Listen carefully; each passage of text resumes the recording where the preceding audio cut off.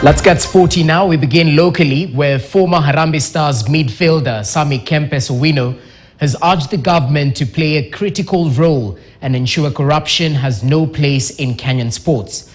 Kempes, who made his debut for Harambee Stars in 1978 at the age of 18, also believes that the country is lagging behind due to lack of proper infrastructure. Football has had issues for many years, and I think part of the problem is, in my opinion, is leadership at the top.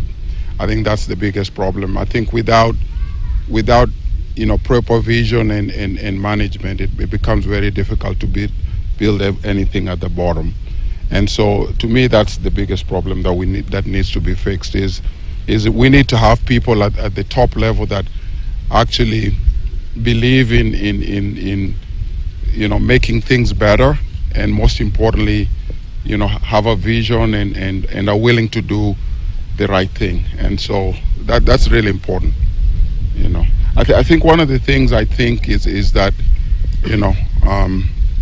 it's a problematic issue, it's a cultural issue. Is how do we fight against corruption at all levels? And I think Kenya football is no different. If we get honest people who are willing to work without being corrupt, I think that's going to go along. I think if On the international scene now, Chelsea manager Graham Potter says he has his fingers crossed that Reece James' latest knee injury is not serious. James was